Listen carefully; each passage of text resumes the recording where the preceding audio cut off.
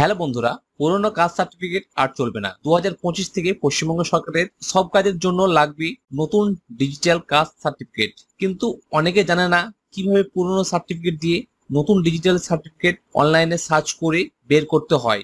আজকের ভিডিওতে আমি দেখাবো ঘরে বসে কিভাবে সার্চ করবেন ও কিভাবে ডাউনলোড করবেন নিজের মোবাইল ও কম্পিউটারের মাধ্যমে। তো ভিডিওটা একেবারে শেষ পর্যন্ত দেখতে থাকুন।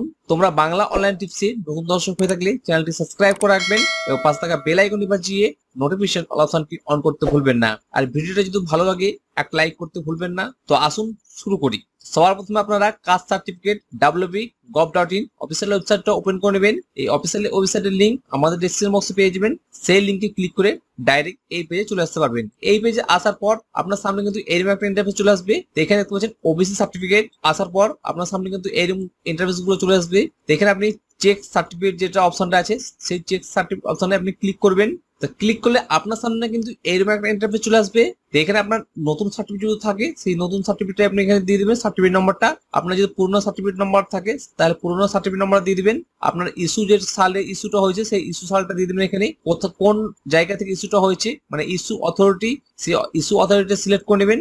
আর আপনার এখানে নাম দিয়ে আপনি সার্চ করতে পারেন বা ইস্যু ডেট যেটা আছে সেই ডেট দিয়ে আপনি সার্চ করতে পারেন। আমার কাছে যেহেতু কোনো কিছুই নেই, আপনার নামে যে প্রথম অক্ষরটা আছে সেই অক্ষরটা কিন্তু এখানে আপনি পেস্ট করবেন। পেস্ট করে দেওয়ার পর আপনি এখানে ইস্যু যে ডেটটা আছে সেই ইস্যু ডেটটা আপনি এখানে সিলেক্ট করে নেবেন। আমি একটা ইস্যু ডেট সিলেক্ট করে নিচ্ছি যে কোনো।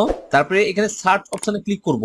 সার্চ অপশনে ক্লিক করলে আপনার যদি এখানে যদি থাকে তাহলে আপনার কিন্তু এখানে আপনার ডিটেইলস গুলো শো করবে। আমি আর একটা ডেট সিলেক্ট করে নিচ্ছি। আপনার নাম দিয়ে সার্চ করার পর আপনার সামনে কিন্তু এরকম একটা ইন্টারফেস চলে আসবে। এই ইন্টারফেসটা আসার পর এখানে সার্টিফিকেট নাম্বার শো করবে, আপনার ডেট অফ ইস্যু শো করবে, আপনার বাবার নাম বা আপনার নাম সেখানে শো করবে, আপনার ম্যানুয়াল সার্টিফিকেট আপলোড হয়েছে সেই আপলোড সার্টিফিকেট দেখাবে, আপনার জেন্ডার শো করবে, আপনার অ্যাড্রেস শো করবে, আপনার কাস্ট শো করবে। তো এখানে দেখতে পাচ্ছেন যে ম্যানুয়াল সার্টিফিকেট যেটা আছে, যার পুরনো সার্টিফিকেট সেই পুরনো নম্বরটা কিন্তু এখানে শো করছে। আর এখানে দেখতে পাচ্ছেন নতুন নম্বর কিন্তু এখানে চলে এসছে। এই যে নতুন নম্বরটা দিয়ে আপনি ডাউনলোড করে নিতে পারবেন। তা আপনার যে ইস্যু ডেটা আছে সেই সমস্ত ডেট কিন্তু এখানে শো করছে। তা আপনি দেখে নিতে পারবেন আপনার যে পুরনো সার্টিফিকেটটা থেকে নতুন নম্বর জেনারেট হলো কিনা সেটা আপনারা এখানে খুব সহজেই দেখে নিতে পারবেন বা খুঁজে নিতে পারবেন। তো বন্ধুরা, এত সহজে তোমরা পুরনো কাস্ট সার্টিফিকেট নতুন ডিজিটাল কাস্ট সার্টিফিকেট এর নম্বর হলো কিনা সেটা অনলাইনে সার্চ করে দেখে নিতে পারবে। ভিডিওটা যদি ভালো লাগে তাহলে অবশ্যই লাইক, শেয়ার, সাবস্ক্রাইব করে আমাদের সাথে থাকুন যাতে পরবর্তী আরো গুরুত্বপূর্ণ আপডেট পেতে। দেখা হচ্ছে পরবর্তী নতুন একটা আপডেট নিয়ে। ধন্যবাদ।